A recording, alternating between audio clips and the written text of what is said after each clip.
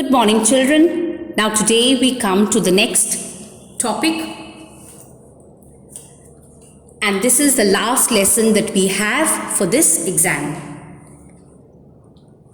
Now children, we all know that living organisms carry out different activities, or they carry out different functions. And to carry out these functions, they need energy. And they get this energy from the food that they take in. So this food burns up and gives you energy, and this energy is used for carrying out different activities or for carrying out different functions or to do work. Similarly, if you look at a machine,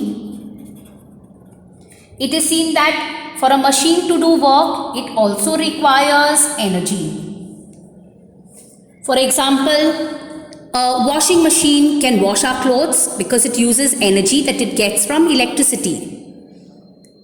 A car can cover a distance and carry you from one place to the other using energy which it gets when the fuel burns. So when petrol or diesel, when the fuel burns, you get energy which is used to move the car. Is that clear? So remember that all living things as well as non-living things, to do work, to carry out some activity, they need energy, and this ability to do energy, to do work is nothing but energy. Okay, so energy is needed to do work. So since energy and work are a part of our day-to-day life, we need to learn more about it. So I shall begin with the topic work and energy. So remember, when a body does work, we say that that body has energy. Okay, so living organisms do work with the energy that is released when food burns. When fuels burn, energy is given out, which is used by the machine to do work. Now, in everyday life, we say that work is done in many situations. Like for example, if a cashier is sitting at his desk counting money the whole day, we say that he has done work. Okay. Similarly, if you look at a person standing with some heavy load on their head, we would definitely consider that that person has done some work of supporting that load. If we are sitting on a chair at a table and we are reading a book the whole day, we would consider that work is done. Okay, so these are examples of work done in our daily life. Sometimes a child playing in a garden, sitting on a merry-go-round, may not be considered as work done in our everyday life. Or sometimes if you're just sitting in a theater and watching a movie in our daily life or everyday functioning, it's not considered as work done. So the way we use the term work in daily life and the way we use the term work in science are quite different. Okay, so in science, work is said to be done when a force is applied and this force brings about a change in position of an object. And this change in position of an object is nothing but displacement. Okay, so work is nothing but the product of force and displacement in the direction of force. So this is the definition of work in science. So if we have, say, an object here and we apply a force F on the object and this object moves and covers some distance, only then work is done. Okay, so a person just sitting in one place reading a book is not considered as work done. Or if a person is just standing in one place with a heavy load on his head, a force is applied but there is no change in position of the person. So according to the scientific definition of work, no work is done. Okay, so remember, scientifically work is done only when you apply a force, and that force brings about a change in position of an object. That force brings about displacement of the object in the direction of force. So work is force into displacement. Now work is denoted by the letter W, force is denoted by the letter F, and displacement or distance is denoted by the letter S. So work is F multiplied by S. Now if the force acting on an object is 1 Newton and this object moves through a distance of 1 meter, then 1 into 1 is 1 Newton meter, or 1 joule is the unit of work, is work. So work done is 1 joule when a force of 1 Newton acts on an object and moves that object through a distance of 1 meter. So work is force into distance.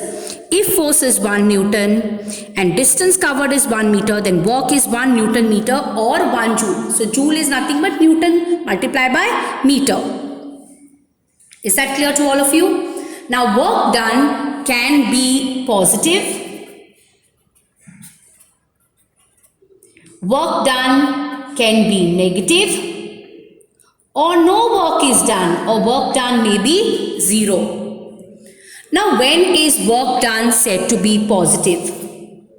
Now work done is positive when force is in the direction of displacement. Okay, so when you apply a force and the displacement, the change in position is in the same direction, then work done is positive. Like for example, if you have this block on the table, if you exert a force in this direction from left to right and the object also moves from left to right, then work done by you is positive. Okay? Suppose I keep this pen on the table and I lift this pen up. Okay, I am exerting a force from down to the top and the pen is also moving from down to the top. So work done by me on the pen is positive. So when force and displacement are in the same direction, work done is positive. Is that clear? Now, work done is negative when force is in the opposite direction to displacement.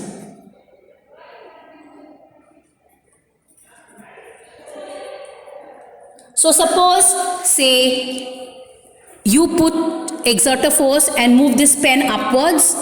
You are moving the pen from down to up. Okay, you are exerting a force in the upward direction. The pen is also moving upward. So work done by you is positive. But when the pen is moving up, the force of gravity is pulling the pen down. Work done by the force of gravity on this pen is negative. Okay, so when you are raising an object to a certain height, you are lifting the object, you are exerting a force in the upward direction and the pen also is moving in the upward direction. So work done is positive. But when you are lifting the pen, the work done by the force of gravity is negative. Gravity is pulling the pen down and the pen is moving upwards. So since it's opposite, work done by gravity on the pen will be negative. So when force is in the direction of displacement, work done is positive.